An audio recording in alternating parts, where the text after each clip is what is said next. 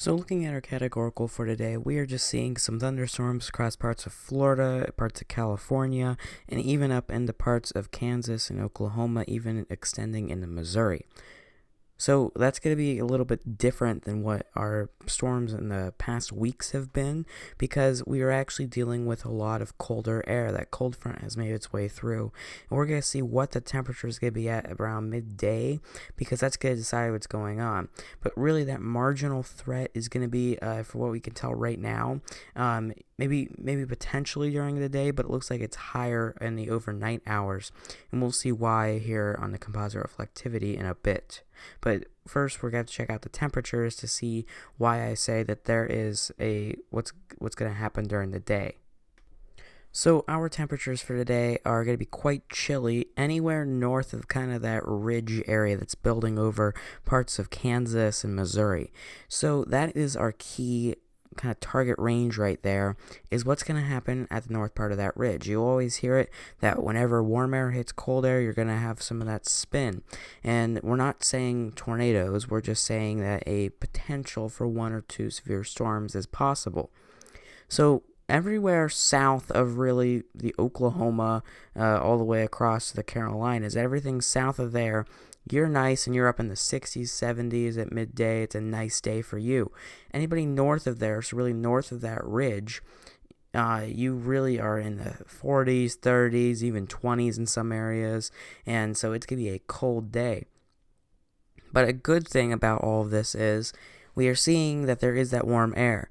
You can see off the coast, off the eastern coast, you can see that line of warmer air versus colder air there, and that was our cold front that's made its way through. But as you see, there's that stretch of cold air across the middle of the country right now.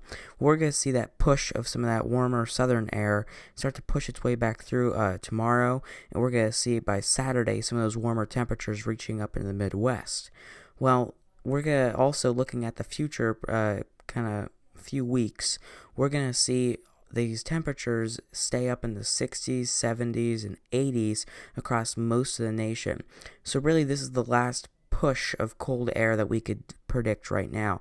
There is always that one weird chance that at the end of April you have a colder event, but for what it looks like right now, most of the country is going to be 60 and higher for the next few weeks. So that'll be good because if we can get to May, that'll be great because then we can enjoy warmer weather, especially with this whole pandemic going on. Warmer weather is better because you can get outside and you're not cooped up in your home and everything. So looking at all this, we are seeing colder temperatures north of that ridge right there, and that's going to allow us to see some snow potential going on. So we'll check and see what is happening with the composite reflectivity, but note this is midday.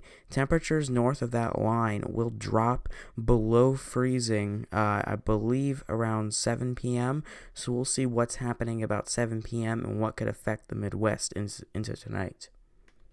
So as we go through the day on our composite reflectivity, what we can see is basically there is some rain in the morning hours. Now, we could see that rain across parts of Kansas specifically. Everything north of there is kind of snow. So we can tell that that is snow because A, the temperature there is below freezing, but also look at how it is moving as it goes through. It's kind of streaking in a way on that back side and that north side. So what that's giving us is actually the hint that there is snow there that is occurring.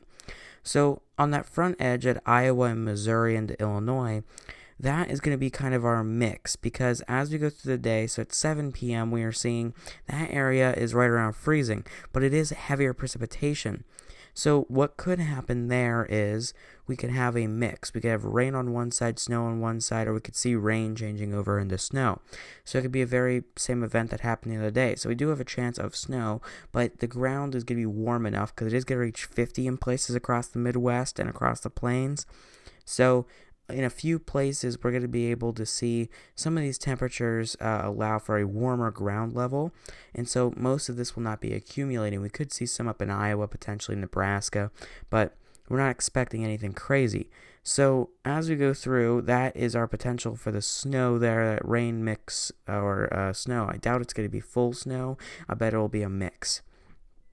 But looking at where our severe threat is, as we go through the day, we do see right around 5-ish o'clock, we will see kind of some cells start to drop down into parts of Kansas and Oklahoma, and it is a separate system. They start out at about 5 o'clock is where they start making their way into Oklahoma, and they look like a line of supercells, and since they're right there, that is a potential that one of them could go severe or have lightning or something like that. So just watching those through the day, that's all we have, is then we have that clump around 11 p.m., and then now will kind of be taken over by the system to the north that will be affecting the Midwest and the Appalachian Valley. So we could see that all of that is going to be happening today, but nothing severe. So we could see one or two of them have some lightning, some thunderstorms. We could see a potential severe thunderstorm warning in one of those. It's unlikely, but just know that there is some rain, snow mix coming towards you if you live anywhere in the Central Plains all the way to the Midwest. You can expect all that in the Ohio Valley by tomorrow morning, like 3-ish a.m. is when the middle of that's going to be hitting you, and then you can expect that in the Northeast and then along the eastern coast by midday tomorrow. So that does it for today's forecast. Thank you for listening, and we hope to see you tomorrow for Friday's forecast.